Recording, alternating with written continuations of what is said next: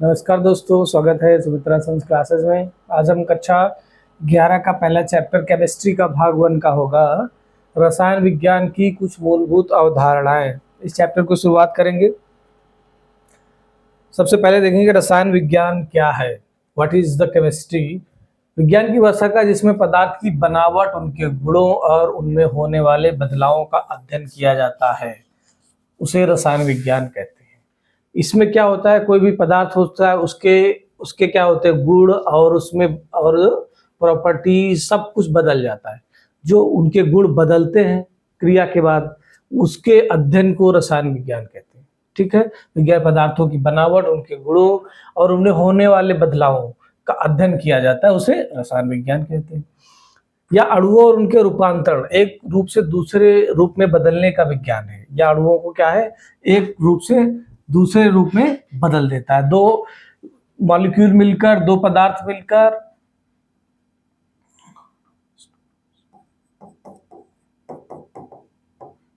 दो मिले, अलग अलग प्रॉपर्टी गुण थे, एक तीसरा सबस्टेंस बना दिया, प्रोडक्ट बना दिया, इसको रसायन विज्ञान कहते हैं। अब इसके अलावा ये देखते हैं कि प्राचीन भारत में रसायन विज्ञान क्या थी। प्राचीन में इतिहास में रसायन विज्ञान आज से नहीं, पहले भी राजाओं के समय भी रसायन विज्ञान का काफी इस्तेमाल होता था, जिसके बहुत सारे प्रमाण हैं। उन प्रमाणों में से एक देखते हैं। भारत में रसायन विज्ञान बहुत पुराना है। इसे रसायन शास्त्र, रसतंत्र, रसक्रिया या रस विद्या कहा जाता था। सिंधु घाटी सभ्यता, मोहनजोदड़ो और हड़प्पा की खुदाई से पता चलता है कि उस समय की लोग पक्की ईंटों, जिप्सम, सीमेंट और धातुओं, सोना, चांदी, तांबा, सीसा को पिघलाकर चीजें बनाना जानते थे।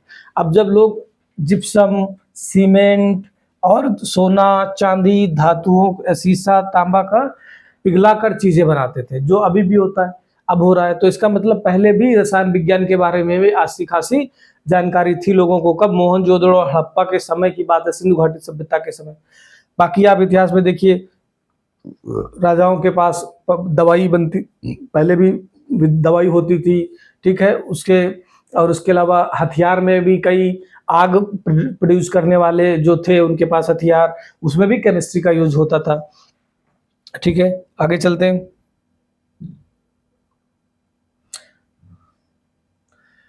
सुश्रुत संहिता, जो भारत में पुराना इतिहास है, उसमें दूसरा है सुश्रुत संहिता। इसमें क्षारों के महत्व को बताया गया, क्षार धातुओं के बारे के महत्व को बताया गया है। तो क्षार धातुओं की जानकारी सुश्रुत संहिता में है। इसका मतलब उसमें जानकारी थी सुश्रुत को इतिहास में।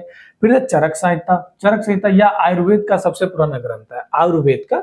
इसमें बीमारियों के इलाज और भस्म धातुओं के नैनोकण के उपयोग का वर्णन है चरक संहिता में, जो दर्शाता है कि भारतीय बहुत पहले से नैनो तकनीकी जानते थे, बहुत पहले से जानते थे। ठीक है, चरक संहिता या आयुर्वेद का सबसे पुराना ग्रंथ है। इसमें बीमारियों के इलाज और भस्म धातु के नैनोकण के उपयोग का वर्णन है, जो दर्शाता है कि भारतीय बहुत पहले से नैनो तकनीक जानते थे। फिर है नागार्जुन। चरक संहिता को जानकारी थी। नागार्जुन ये महान भारतीय रसायनज्ञ और धातु विज्ञानी थे। इनकी पुस्तक रस रत्नाकर में पारे के यौगिक और सोना चांदी निकालने की विधियों का वर्णन है। नागार्जुन क्या थे, भारतीय रसायनज्ञ थे और धातु विज्ञानी थे। जो इनकी पुस्तक थी रत्नाकर में पारे के यौगिक और सोना चांदी निकालने की विधियों का वर्णन है। इसका मतलब नागार्जुन के समय भी नागार्जुन को अच्छी खासी केमिस्ट्री के बारे में जानकारी थी इतिहास में। चक्रपाणी कौन है, इन्होंने मर्क्यूरिक सल्फाइड और साबुन की खोज की थी। साबुन की खोज पहले कब हुई, चक्रपाणी ने की थी, बहुत पहले। हाँ, आज के जैसी साबुन नहीं होगी, लेकिन धातु ये रसायन से बनी साबुन होगी। आचार्यकनाथ कौन थे, पश्चिमी वैज्ञानिक जॉन डाल्टन से लगभग 2500 वर्ष पूर्व इन्होंने परमाणु की अवधारणा दे दी थी। 2500 साल पहले जॉन डाल्टन देने के समय, जॉन डाल्टन ने कब 1800 और 1900 के बीच में दिया होगा, एग्जैक्ट सन नहीं याद है। इनसे 2500 साल पहले परमाणु का से अवधारणा दी थी। उनकी पुस्तक वैशेषिका सूत्र के अनुसार सभी पदार्थ बहुत छोटी छोटी इकाइयों से बने हैं, जिन्हें परमाणु कहते हैं, और इन्हें तोड़ा नहीं जा सकता। इन्हें छोटी छोटी इकाइयों, उन्होंने क्या बताया था आचार्यकनाथ में, परमाणु क्या है, पदार्थ बहुत छोटी छोटी इकाइयों से बना है, जिन्हें परमाणु कहते हैं। पदार्थ को क्या परमाणु कहते हैं, जो छोटी छोटी इकाइयों से बना है, जिन्हें तोड़ा नहीं जा सकता। ठीक है, आगे देखते हैं। दैनिक जीवन में केमिस्ट्री का उपयोग। अब ये देखते हैं कि हमारे जो दैनिक जीवन और उद्योग में रसायन विज्ञान का क्या महत्व है, इसको देखते हैं।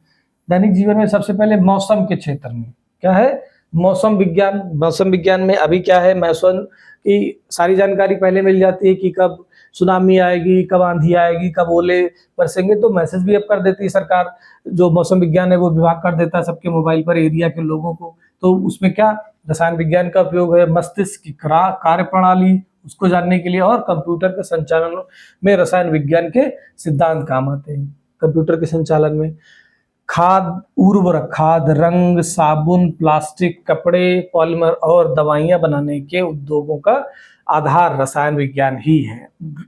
खासकर जो दवाइयां हैं, दवाइयों में लगभग 90% से ऊपर केमिस्ट्री ही उपयोग होती है। अगर केमिस्ट्री की वजह से ही जो इतनी अच्छी अच्छी दवाई हर चीज़ की बनी है, वो केमिस्ट्री की वजह से ही पॉसिबल है।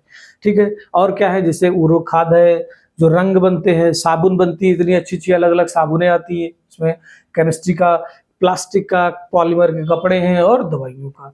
ये दैनिक जीवन में उसमें उद्योग में था केमिस्ट्री का। अब स्वास्थ्य और चिकित्सा के क्षेत्र में हमारे रसायन विज्ञान का क्या योगदान है। लाइफ सेविंग ड्रग्स, रसायन विज्ञान की मदद से कई जानलेवा बीमारियों की दवाइयां बनाई गई। जो जानलेवा बीमारियां थी उनकी दवाइयां बनाई गई, जैसे कैंसर की दवा। कैंसर की दवा जो बनी ये रसायन विज्ञान की वजह से बनी। कौन सी, सिस्प्लाटिन और टेक्सोल नाम की ये दवाइयां कैंसर की बनी। फिर एड्स की दवा, एड्स का 100% इलाज अभी भी नहीं है, लेकिन बहुत सारी दवाइयां हैं जिनकी वजह से हमारे देश में खासकर अभी 100% इलाज नहीं है जो खत्म कर दे बीमारी, लेकिन उसकी दवाई जो है उसको कम कर सकती है। एजिटोथाइमिडीन ये दवाई जो है ये एड्स में दी जाती है, जो केमिस्ट्री की वजह से ही बन पाई। ठीक है, आगे चलते हैं।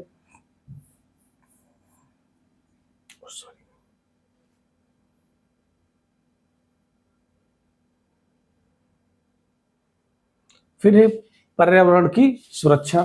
दूसरा क्या, स्वास्थ्य और चिकित्सा, और तीसरा पॉइंट है पर्यावरण की सुरक्षा। पर्यावरण की सुरक्षा में इसको कैसे देखते हैं,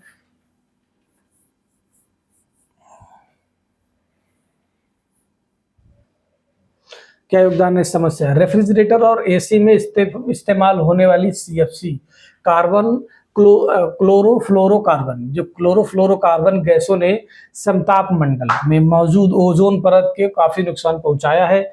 ओजोन परत हमें, अब जैसे ये जो पृथ्वी के ऊपर क्षोभ मंडल, समताप मंडल, ऐसे करके मंडल है। जो समताप मंडल है इसमें ओजोन लेयर है। जो ओजोन लेयर क्या करती है कि जो सूर्य की तरफ से पराबैंगनी किरणें हैं, हानिकारक कैंसरकारी पराबैंगनी किरणें हैं, वो आती हैं, जिनको जो ओजोन लेयर है वो रिफ्लेक्ट कर देती है, वापस करती है, रोक लेती है। लेकिन सीएफसी गैस की वजह से जो ओजोन लेयर है उसमें क्या हो रहा है, क्षति हो रही है, उसकी ओजोन लेयर कम हो रही है, हानिकारक उसको असर पहुंचा रहा है, जो समस्या कारक बनी हुई है पर्यावरण की सुरक्षा के लिए सीएफसी। ठीक है, अब ये भी कहा जाता है कि जो अंटार्कटिका में एक ओजोन लेयर में छेद भी हो गया था। ठीक है, वैज्ञानिकों ने खोज किया था, उसको देखा था। अब समाधान, रसायन विज्ञान की मदद से वैज्ञानिकों ने सीएफसी के सुरक्षित विकल्प खोज लिए हैं, जिससे ओजोन परत का क्षरण कम हुआ है। ठीक है, ओजोन परत का क्षरण कम हुआ है, बिल्कुल नहीं हुआ है कि पूरी तरीके से बंद हो गया हो।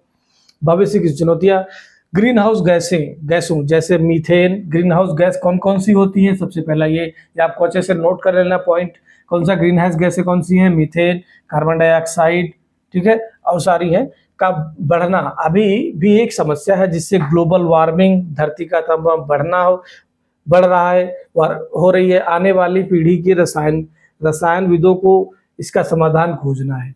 ठीक है, जो सबसे बड़ी समस्या क्या है कि हमारे देखिए जो ग्रीन हाउस गैसें हैं वो बढ़ रही है, का बढ़ना अभी भी एक समस्या है, वो बढ़ रहे हैं, जिसकी वजह से क्या हुआ, ग्लोबल वार्मिंग हो रही है, जिससे टेम्परेचर धरती का क्या है, गर्मियों में इतना ज़्यादा टेम्परेचर बढ़ जाता है, जिससे हीट वेव चल रही है, जो किसके, आम जनता के लिए कितनी हानिकारक है, पेड़ पौधों के लिए हानिकारक है, जीव जंतुओं के लिए हानिकारक है।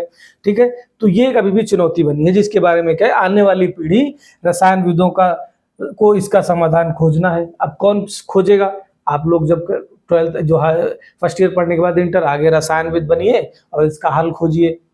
नई सामग्रियों का निर्माण, ठीक है, आजकल रसायन विज्ञान की मदद से अतिचालक से सुपर कंडक्टर, ऑप्टिकल फाइबर जिससे हाई स्पीड इंटरनेट चलता है, optical fibre, high speed internet, और विशेष प्रकार के प्लास्टिक बनाए जा सकते हैं। नई सामग्रियों का निर्माण केमिस्ट्री की वजह से इन सामग्रियों का निर्माण किया जा सकता है।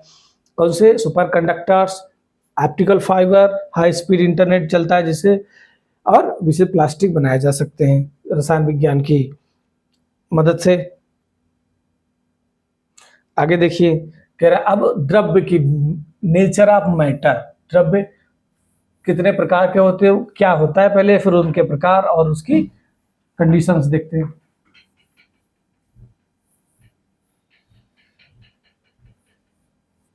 क्या है द्रव्य? हमारे आसपास की कोई भी वस्तु जिसका अपना द्रव्यमान होता है और जो स्थान घेरती है उसे द्रव्य कहते हैं। हमारे आसपास की कोई भी वस्तु जिसका अपना द्रव्यमान होता है और जो स्थान घेरती है उसे द्रव्य कहते हैं। जो भी हमारे आसपास की वस्तु है जिसका कोई अपना एक द्रव्यमान है और वो स्थान घेरती है वो द्रव्य कहलाती है। उस उदाहरण के लिए पुस्तक, कलम, जल, हवा और सभी जीव जंतु द्रव्य से बने हुए हैं। ये क्या कहलाती है? द्रव्य कहलाता है। फिर आइए, द्रव्य की अवस्थाएं कौन कौन सी होती है। तो द्रव्य क्या हो गया? हमारे आसपास की कोई भी वस्तु जो स्थान घेरती है, जिसका अपना एक द्रव्यमान है, वो द्रव्य कहलाती है। पुस्तक, कलम, हवा, जल, पानी, ये सब द्रव्य हो गया। द्रव्य की अवस्थाएं, मुख्य रूप से द्रव्य की 3 भौतिक अवस्थाएं होती हैं, ठोस, द्रव और गैस। इन तीनों में कणों, परमाणु की व्यवस्था अलग अलग होती है जिसके कारण इनके गुण भी अलग अलग होते हैं। सबसे पहले है ठोस। ठोस क्या होता है? द्रव्य की अवस्था कितने? तीन अवस्थाएं होती हैं, ठोस, द्रव, गैस। ठोस में क्या है? इनमें कण एक दूसरे के बहुत पास और एक निश्चित क्रम में व्यवस्थित होते हैं।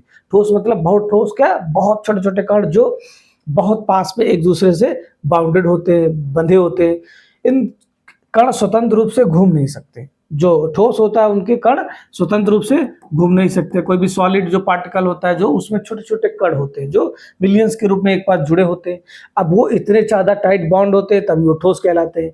वो स्वतंत्र रूप से घूम नहीं सकते, केवल अपनी जगह पर कंपन कर सकते हैं। इसीलिए ठोस, जब कोई भी वस्तु उस पर अगर चोट मारो तो वो झन्नाती है, झन्नाती वो कंपन करती है। तो उसके, वो नहीं कंपन कर रही है, उसके जो छोटे छोटे पार्टिकल्स हैं वो कंपन कर रहे हैं, जिस वजह से वो पूरे जो उसका पदार्थ है वो कंपन करता है। ठीक है, तो जो ठोस है वो क्या है? इनमें कण एक दूसरे के बहुत पास और निश्चित क्रम में व्यवस्थित होते हैं।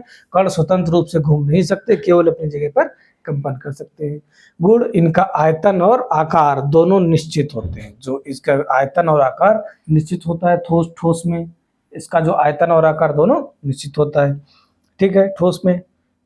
अब आगे द्रव्य। द्रव्य क्या करता है? द्रव्य की क्या, इनमें कण ठोस की तुलना में थोड़े दूर होते हैं और गति कर सकते हैं। इनमें कण क्या होते हैं? ठोस में बहुत ज्यादा एक दूसरे के करीब बंधे होते हैं, इनमें थोड़ा से दूर होते हैं, जो दूर होते हैं और गति कर सकते हैं। इनका आयतन तो निश्चित होता है लेकिन आकार निश्चित नहीं होता है। जो द्रव्य होते हैं, द्रव लिक्विड फॉर्म होता है, जो पानी जिसको तरल कहते हैं। कण ठोस की तुलना में थोड़े दूर होते हैं और गति कर सकते हैं। इनका आयतन तो निश्चित होता है लेकिन आकार निश्चित नहीं होता है। द्रव को जिस बर्तन में रखा जाता है वह उसी का आकार ले लेता है। द्रव को जिस आकार में रखा जाता है वो उसी का आकार लेता है। जैसे 1 लीटर पानी को बोतल या बाल्टी में रखने पर वह 1 लीटर ही रहेगा, पर आकार बदल जाएगा। ठीक है, तो द्रव क्या होता है? जिसके इनका आयतन तो निश्चित होता है लेकिन आकार निश्चित नहीं होता है। द्रव को जिस बर्तन में रखा जाता है वह उसी का आकार ले लेता है। 1 लीटर पानी को बोतल या बाल्टी में रखने पर वह 1 लीटर ही रहेगा, पर उसका आकार बदल जाएगा। फिर गैस है। इनमें कण एक दूसरे से बहुत दूर होते हैं।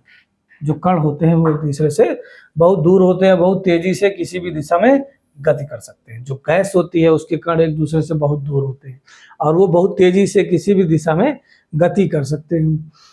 गुण क्या है गैस का? इनका ना तो आयतन निश्चित होता है और ना ही आकार। गैस को जिस बर्तन में रखा जाता है वह उस पूरे बर्तन में पूरी तरह फैल जाता है। ठीक है, तो गैस क्या है? इसका ना तो आयतन निश्चित है ना ही आकार निश्चित है। गैस को जिस बर्तन में रखते हैं वह उस बर्तन में पूरे में पूरी तरह फैल जाती है। फिर ठोस को गर्म जब करते हैं, देखिए ठोस को जब गर्म करते हैं तब वो द्रव में बन जाता है। लोहे को जब आकार बदलना होता है तो पिघलाया जाता है, बहुत ज़्यादा गर्म किया जाता है। गर्म करने के बाद वो लिक्विड फॉर्म में आ जाता है। द्रव या जितने भी मेटल है, सॉलिड है, सबको जब उनका कोई नई वस्तु बनाया जाता है तो उसको इतना गर्म किया जाता है कि वो द्रव फॉर्म में आ जाते हैं, लिक्विड फॉर्म में। फिर उसको सांचे में डालकर उस अनुसार हथियार बना लिया जाता है, उसका उपयोग कर लिया जाता है। द्रव को गर्म करने पर वह गैस बन जाता है। जब आप पानी को या पानी को गर्म करते हैं, जो लिक्विड फॉर्म है उसको गर्म करेंगे तो वो गैस बन जाता है, वेपर बन जाता है। इसके विपरीत गैस को ठंडा करने पर, जब गैस को ठंडा करने पर क्या होता है, वो द्रव बन जाती है, पानी बन जाता है। और द्रव को ठंडा करने पर ठोस बन जाता है। कैसे? पानी को बहुत ज्यादा ठंडा करेंगे तो क्या बन जाएगा, बर्फ बन जाएगा, और गैस को ठंडा करने पर पानी बन जाता है। तो ठीक है, क्या होता है इन तीनों को, द्रव को अगर उसको ठोस को गर्म करेंगे तो वो लिक्विड द्रव बन जाएगा, तरल बन जाएगा, और फिर द्रव को अगर तरल को लिक्विड को गर्म करेंगे तो गैस बन जाएगा। इसके विपरीत गैस को ठंडा करेंगे तो द्रव बन जाएगा, लिक्विड बन जाएगा, और लिक्विड को जब ठंडा करेंगे तो ठोस बन जाएगा। ठीक है, तो इस प्रकार ये सारी चीजें आपको अपनी कॉपी पर अच्छे से नोट करनी है और नोट्स बनाने हैं इनको। अब आगे देखते हैं। द्रव का वर्गीकरण।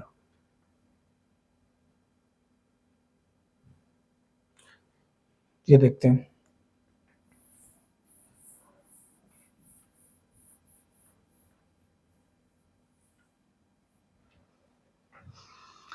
बड़े स्तर पर द्रव को मुख्य रूप से दो भागों में बांटा जा सकता है, मिक्सचर, मिश्रण, और शुद्ध पदार्थ। मिक्सचर क्या होता है? मिक्सचर मिश्रण। मिश्रण क्या होता है? जैसे मिक्स वेज। मिक्स वेज में क्या होता है, कई सारी वेज होती सब्जियां, उनको एक में डाल के बना दिए तो हो गए मिक्स वेज। वैसे मिक्सचर होता है जब बहुत सारे पार्टी पदार्थों का एक में मिश्रण होता है तो उसको मिक्सचर बोल देते हैं। जब दो या दो से अधिक पदार्थों के किसी भी अनुपात में मिला दिया जाता है तो मिश्रण बनता है। मिश्रण में मौजूद पदार्थों को भौतिक विधियों जैसे हाथ से बीनना, छानना, उबालना द्वारा अलग किया जा सकता है। मिश्रण के दो प्रकार होते हैं। मिश्रण क्या है? दो या दो से अधिक पदार्थों को किसी भी अनुपात में मिला दिया जाता है तो मिश्रण बनता है। मिश्रण में मौजूद पदार्थों को भौतिक विधियों जैसे हाथ से बीनना, छानना, उबालना द्वारा अलग भी किया जा सकता है। जो मिक्सचर है उसमें अलग अलग से पदार्थ को, मिश्रण को दो प्रकार के होते हैं। एक समांगी मिश्रण, समान मिश्रण हो जिसको, और विषमांगी जिसमें समान मतलब समान पदार्थ से मिलाया जाए, समान घटक, जिसमें सभी घटक एक दूसरे के पूरी तरह से घुल जाते हैं तो मिश्रण का संगठन एक समान हो जाता है। समान पदार्थ से मिलाए जाते हैं लगभग कंपोजिशन वाले, जैसे जल में चीनी या नमक घोलना। जल में चीनी घोले तो शरबत बनता है, लेकिन चीनी और पानी अलग अलग दिखता है नहीं, लेकिन अगर जल में मिट्टी डाल दें तो तली में बैठ जाएगी, या जल में पत्थर डाल दें तो वो नीचे बैठ जाएगा, वो अलग अलग रहेगा, तो वो समांगी मिश्रण नहीं होगा। समांगी मिश्रण कौन है? जो पूरी तरीके से डिसॉल्व हो जाए, घुल जाए, और नया पदार्थ बने, उसमें वो अलग अलग ना दिखे, तो वो समांगी मिश्रण हो गया। जैसे जल में चीनी या नमक का घोल। विषमांगी, इसमें घटक पूरी तरह से नहीं मिलते और पूरे मिश्रण का संगठन एक समान नहीं होता। आप अलग अलग घटकों को आसानी से देख सकते हैं, जैसे दाल में कंकड़, चीनी, नमक और नमक का मिश्रण, पानी और तेल का मिश्रण। पानी और तेल में क्या होता है, पानी की सरफेस पे, तेल ऊपर से दिखाई देने लगता है, तो ये क्या हो गया, विषमांगी मिश्रण हो गया। ठीक है, समांगी मिश्रण क्या है? जब समान घटक, जिसमें सभी घटक एक दूसरे पूरी तरह से घुल मिल जाए, उसको समांगी मिश्रण कहते हैं। अब आगे देखिए, शुद्ध पदार्थ कौन सा होता है? शुद्ध पदार्थ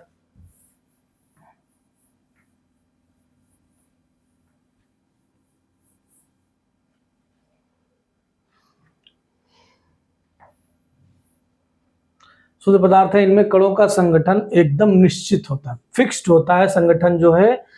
इन्हें सामान्य भौतिक विधियों से अलग नहीं किया जा सकता। शुद्ध पदार्थों को भी दो भागों में बांटा गया है। तत्व, पहला है तत्व एलिमेंट्स, इनमें केवल एक ही प्रकार के परमाणु होते हैं।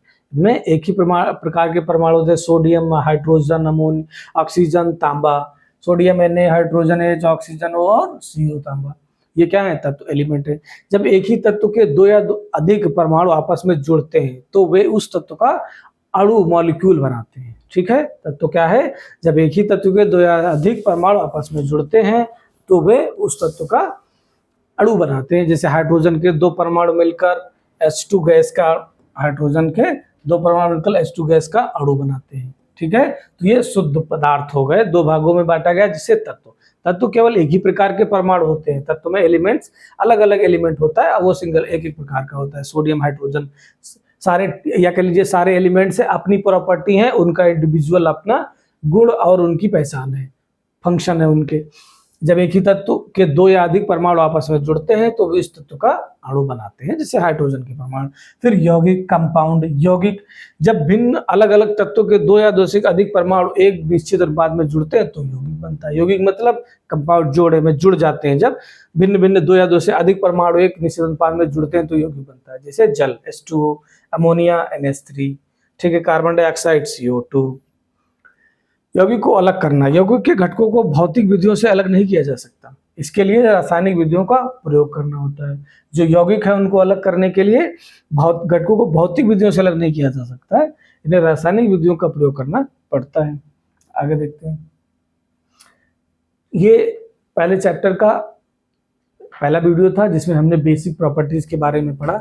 अब अगले वीडियो में हम आगे की कहानी पढ़ेंगे और पूरा चैप्टर को कम से कम 7-8 वीडियो में खत्म करें, ताकि पूरा डिटेल में पढ़ाएं, जो आपको बेसिक से लेकर एडवांस तक, ताकि समझ में आए। ठीक है, तब तक के लिए इतना। देखिए, थैंक यू वेरी मच।